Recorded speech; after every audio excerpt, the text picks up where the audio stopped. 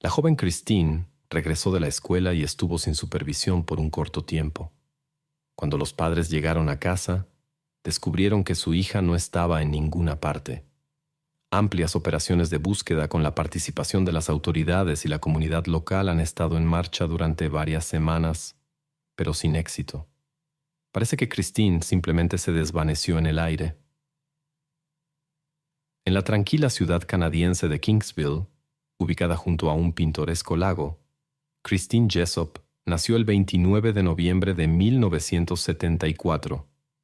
Este rincón acogedor, con unos 600 habitantes, era conocido por su seguridad y relaciones vecinales.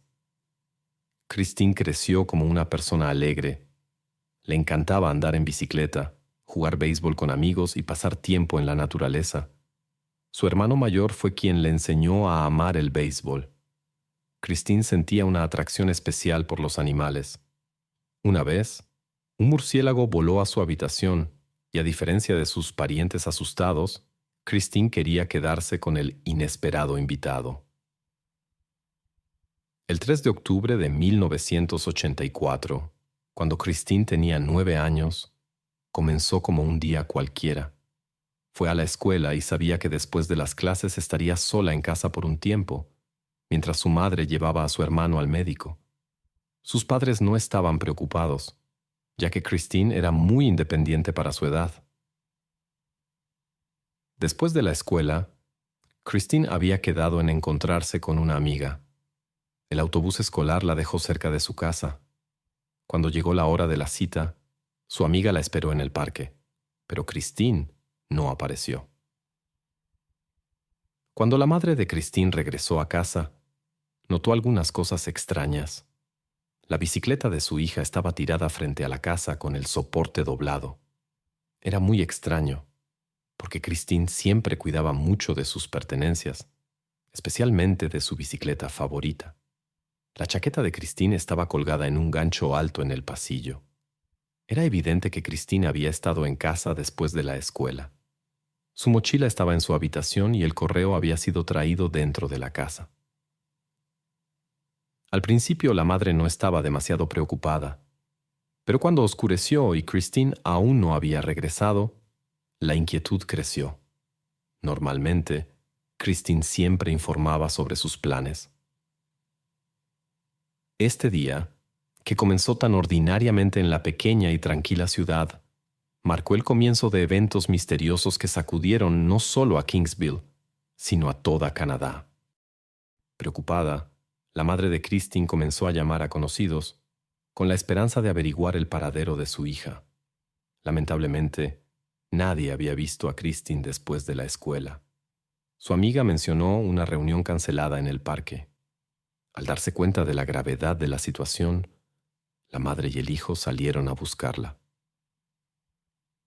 A pesar del pequeño tamaño del pueblo, no pudieron encontrar a Christine en sus lugares favoritos.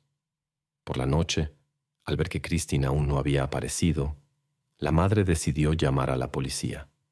Aunque estos casos no eran raros para las autoridades locales, las personas desaparecidas normalmente eran encontradas rápidamente. La policía organizó una operación de búsqueda con la ayuda de los habitantes de la ciudad. Se descubrió que Christine había estado en una tienda entre su casa y el parque, donde compró chicle. Su ruta posterior quedó desconocida. Debido a la falta de cámaras de vigilancia, no se pudo determinar el momento exacto del incidente, pero se sospechaba que ocurrió poco después de su regreso de la escuela. La búsqueda continuó sin éxito hasta la noche. Al día siguiente, más personas se unieron a la búsqueda. Se recibieron varios informes en la policía, pero no fueron útiles. En su mayoría se trataba de observaciones imprecisas de transeúntes. Después de unos días, la policía comenzó a considerar la posibilidad de una desaparición involuntaria. Parecía increíble que Christine hubiera pasado desapercibida, dado que toda la ciudad sabía de su desaparición. La madre de Christine estaba convencida de que su hija no se había ido por voluntad propia. A pesar de todos los esfuerzos, la policía no encontró pistas significativas. La investigación de la casa de Christine se llevó a cabo de manera no profesional. Algunos objetos solo fueron examinados superficialmente, sin tomar huellas dactilares. Además, antes de la llegada de la policía, numerosos vecinos y amigos de la familia habían estado en la casa, lo que podría haber comprometido la preservación de posibles pruebas. Es importante notar que el padre de Christine se encontraba en una situación difícil en el momento de su desaparición. Estaba cumpliendo una corta condena por una ofensa menor. Ese fatídico día, la madre y el hermano de Christine lo visitaron después de una cita médica. Cuando quedó claro que a Christine le había pasado algo grave, el padre fue liberado para apoyar a la familia. Se unió de inmediato a las labores de búsqueda. La búsqueda continuó durante varias semanas, pero sin resultados. Ni Christine ni ninguna pista fueron encontradas. El área de búsqueda se expandió gradualmente a los numerosos campos y bosques alrededor de la ciudad, pero no dio ningún resultado. Esto continuó durante 3 meses, hasta el 31 de diciembre. Mientras todos se preparaban para la celebración de Año Nuevo, la familia de Christine no tenía nada que celebrar. El 31 de diciembre, un habitante de la ciudad de Sunderland, que está a 56 kilómetros de Queensville, sale a buscar a su perro perdido. Mientras camina por un área boscosa desierta detrás de su casa, nota algo que parece un pequeño montón de basura. Al acercarse, el hombre descubre con horror rastros no identificables. Inmediatamente regresa a casa y reporta el hallazgo a la policía. Los oficiales que llegaron al lugar pudieron hacer una identificación rápidamente a pesar de las difíciles circunstancias. Junto a los restos se encontraba una pequeña grabadora con el nombre de Christine Jessop, la misma que Christine había recibido en la escuela el día de su desaparición. Los policías también prestaron atención al estado de la ropa. Parte de la ropa, incluida la ropa interior, estaba cerca, mientras que la ropa exterior permanecía en su lugar. El caso pasó a una categoría nueva, más seria. El examen médico reveló múltiples lesiones que probablemente fueron la causa de la tragedia. Los expertos también encontraron rastros de agresión y material biológico ajeno en la ropa. Sin embargo, las posibilidades de análisis de ADN en ese momento eran limitadas, lo que dificultaba la búsqueda del culpable. Los investigadores sospechan que los trágicos eventos ocurrieron en otro lugar, después de lo cual el perpetrador llevó a Christine al lugar donde fue encontrada. Los investigadores se preguntaban por qué el objeto de su interés había recorrido casi 60 kilómetros y dejado rastros de sus acciones cerca de otra localidad, a pesar de que alrededor de Queensville se extendían campos y bosques interminables. Surgió la sospecha de que esta persona podría tener alguna conexión con Sunderland y había elegido ese lugar debido a su buen conocimiento de la zona. Sin embargo, estaban casi seguros de que la persona buscada vivía en Queensville y conocía a Christine, ya que las circunstancias apuntaban a la posibilidad de un contacto voluntario entre Christine y esta persona. Los investigadores se dirigieron repetidamente a los padres de Christine con la pregunta sobre posibles sospechosos. Sin embargo, la madre de Christine siempre respondía que no recordaba a nadie sospechoso. La policía interrogó a casi todos los habitantes de la ciudad y examinó a varias personas con antecedentes penales o que aparecían en numerosos informes, pero no pudo relacionarlas con el incidente. La situación cambió el 14 de febrero, cuando los investigadores volvieron para hablar con la madre de Christine. Esta vez, la mujer recordó algo extraño. En el vecindario vivía la respetada familia Morrins. El cabeza de familia tenía una pequeña empresa y era conocido por sus habilidades en reparaciones. Tenía 6 hijos adultos que ayudaban en el negocio familiar. La atención se centró en Paul Morrins, de 25 años, que vivía con sus padres. La madre de Christine notó que Paul no participó en la búsqueda de Christine, aunque casi todos los habitantes de la ciudad se habían unido. Tampoco estuvo presente en la ceremonia de despedida de Christine, a la que asistieron cientos de personas. La mujer añadió que Paul era reservado, tenía pocos amigos y, a diferencia de sus familiares, se mantenía alejado de los demás. El interés de los investigadores se despertó por la pasión de Paul por tocar el clarinete, ya que Christine tenía una grabadora en el momento de su desaparición.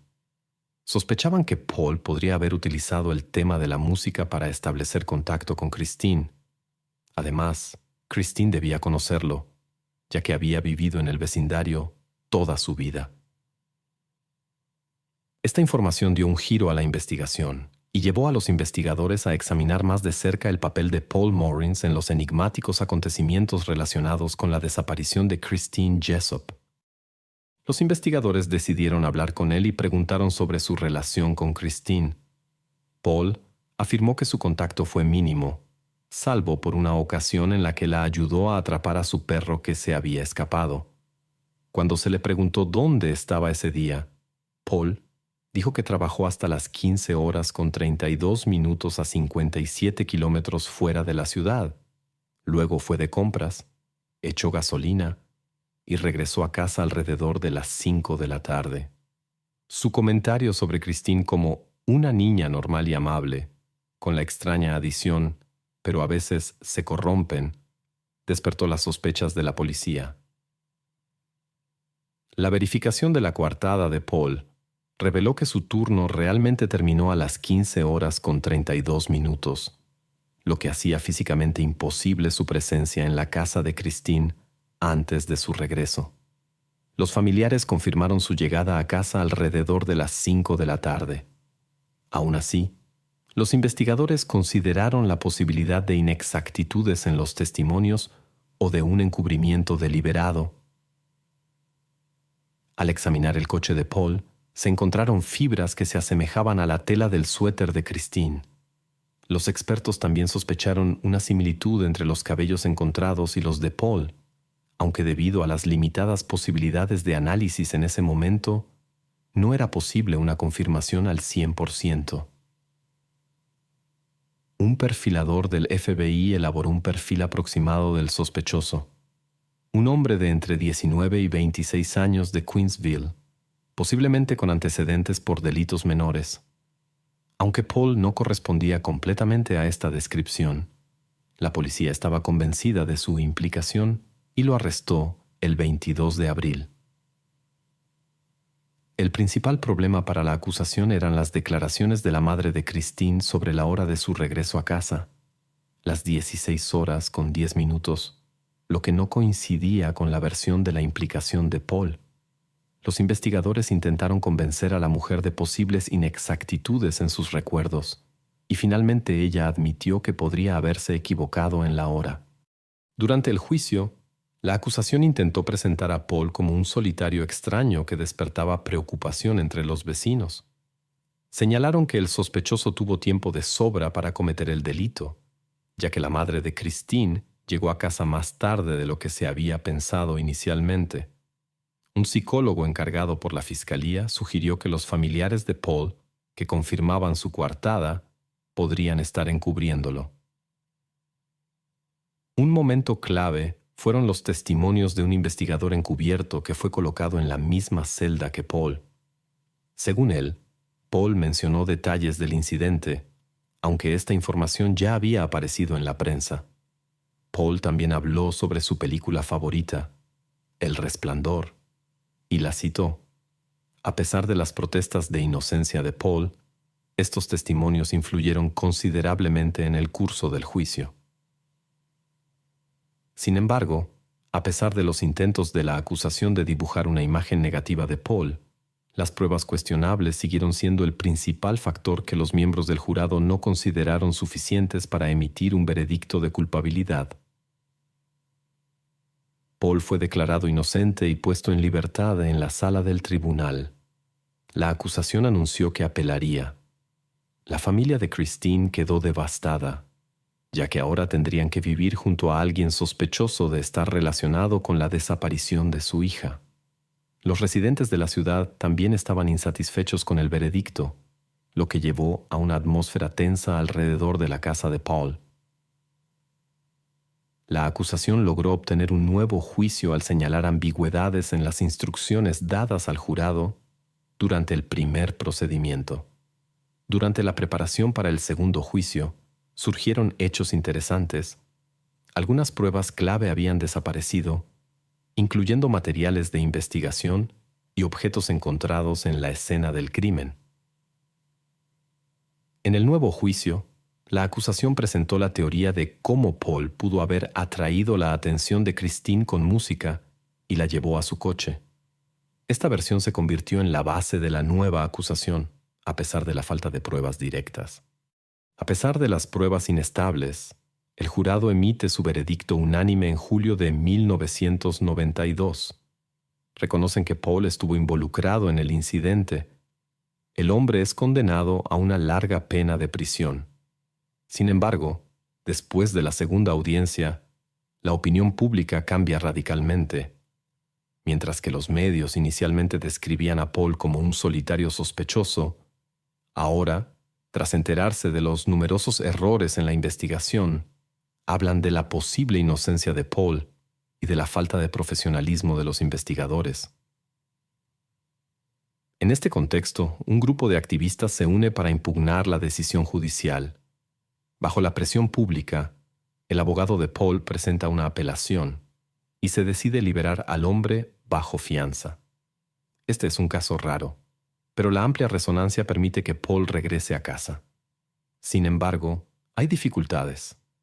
La fianza asciende a alrededor de $500,000 y los padres de Paul tienen que hipotecar su casa.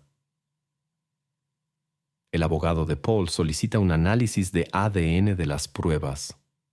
Antes, la tecnología no permitía un análisis preciso, pero ahora, a mediados de los años 90, existen nuevas posibilidades. El resultado muestra claramente que la muestra no pertenece a Paul. Esta noticia desata una ola de indignación en la sociedad. El hombre pasa 1 año y medio tras las rejas, participa en varios años de juicios, y su vida es destruida por las acciones de los agentes de policía que intentaron ajustar las pruebas a un sospechoso previamente seleccionado. En enero de 95, 10 años después del incidente con Christine, se retiran todos los cargos contra Paul. Posteriormente, demanda con éxito a las autoridades por una suma de $1,200,000, y algunos de los involucrados en la investigación se encuentran sentados en el banquillo de los acusados. Además, este caso conduce a cambios significativos en el sistema legal canadiense. La investigación sobre el incidente con Christine se reabre con la formación de un nuevo grupo de investigadores. Con la muestra de ADN, se centran en la recolección de muestras genéticas de posibles sospechosos. Se investigan a cientos de hombres, pero todos resultan no estar involucrados. Desde entonces, ha habido pocos avances en el caso. Se transfiere a la división de casos no resueltos y se revisa regularmente, pero no surgen nuevas pistas. El problema principal es que el primer equipo de investigación no solo perdió parte de las pruebas, sino que tampoco realizó una investigación adecuada, concentrándose únicamente en Paul y desestimando otras versiones. El caso de Christine Jessop sigue captando la atención de los medios canadienses. Tras una publicación en un importante medio, los periodistas reciben varias pistas fascinantes. Hay varios sospechosos, incluyendo a un hombre cuyo padre supuestamente confesó el crimen antes de abandonar la casa, y otros con reputaciones dudosas en Queensville. Aunque esta información se transmite a la policía, no conduce a un avance en la investigación. En el año 2019, 35 años después del incidente, el caso se reabre con la designación de un nuevo investigador. Con la única prueba, una muestra de ADN, el investigador decide aplicar un método innovador de genealogía genética. Para ello, se recurre a una empresa estadounidense, ya que estos servicios no se ofrecen en Canadá.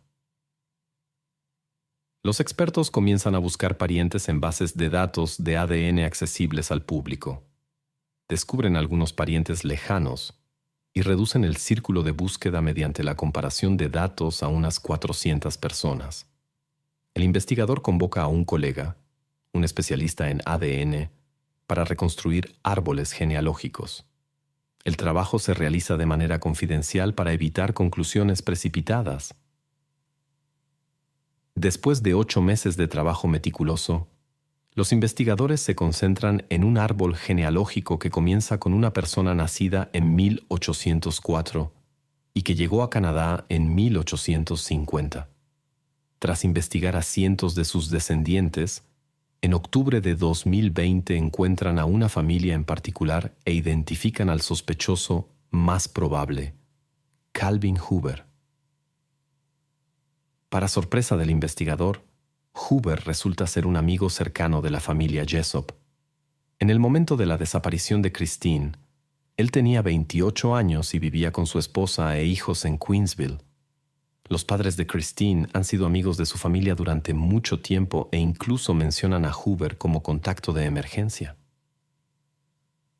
Se revela que la madre de Christine, unos días antes del incidente, mencionó en una conversación con la esposa de Hoover que planeaba dejar a su hija sola en casa un día en particular.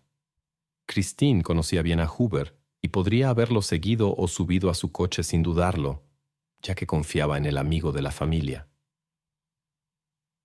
Estos descubrimientos marcan un punto de inflexión en la investigación y revelan conexiones y circunstancias inesperadas que pasaron desapercibidas durante años. Al revisar los expedientes del caso, el investigador notó que, a pesar de su relación cercana con la familia, Hoover no fue mencionado.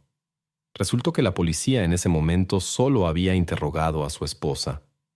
Ella declaró que el día de la desaparición de Christine no estaba en casa y agregó que su esposo se había quedado con los niños. Sorprendentemente, los oficiales no hablaron con Hoover directamente y aceptaron la declaración de su esposa como explicación suficiente.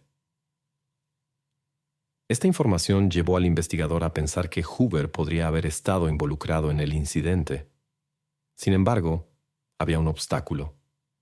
En 2015, Hoover sufrió graves problemas de salud y ya no está entre nosotros. Para verificar la teoría, se necesitaba material biológico, pero parecía imposible obtenerlo. Sorprendentemente, resultó que los médicos que habían examinado a Hoover habían conservado muestras. El análisis de laboratorio arrojó un resultado impactante, una coincidencia total con el perfil del perpetrador.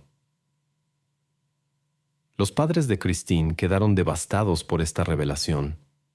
Durante todos esos años nunca imaginaron que alguien en quien confiaban pudiera estar involucrado en la desaparición de su hija. Les dolió que Hoover hubiera vivido su vida sin rendir cuentas por sus acciones. La familia de Hoover también quedó sorprendida al enterarse de su implicación en este caso. Su esposa confesó que nunca había sospechado de su esposo. Paul, quien anteriormente había sido acusado en este caso, compartió sus pensamientos con los periodistas. Dijo que la revelación de la verdad cambió poco en su vida. Después de pasar años en prisión y en juicios, la gente seguía mirándolo con desconfianza, incluso después de que se retiraran los cargos. Paul admitió que vivía con miedo constante y que este caso no solo destruyó la vida de Christine, sino también la suya propia.